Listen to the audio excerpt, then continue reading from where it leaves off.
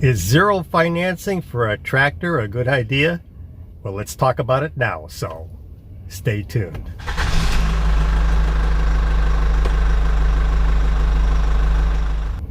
Hi, this is Paul from countrycraziness.com. If you're interested in tractors, post-frame construction, and homesteading, well then you've come to a good place.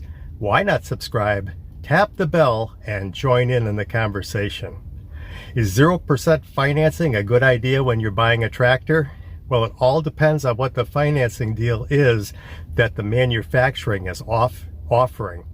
First of all, be aware of the fact that depending on what your credit rating is, you may or may not even be eligible to get the 0% financing.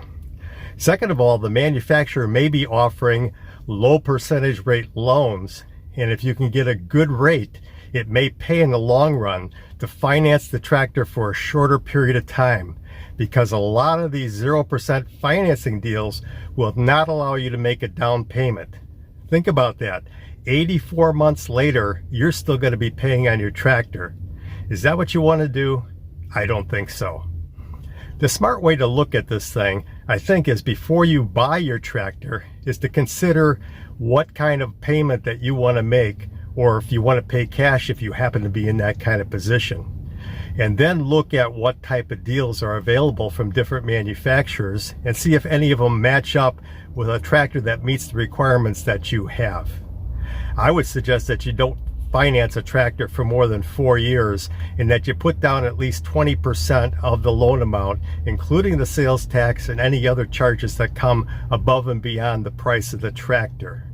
The reason I say that is if you get to a tractor deal that locks you in for too long a period of time, then you're going to have trouble if you need to trade that tractor in a short period of time, because you may put yourself into a negative equity position.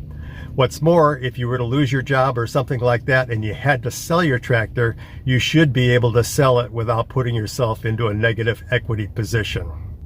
Another thing that you should do when you're buying a tractor is to separate the financing of the tractor from the negotiation of the tractor. First of all, you want to be able to negotiate with the dealer for the lowest price that you possibly can. Then take advantage of the 0% financing or low financing rates that may be available at that point in time.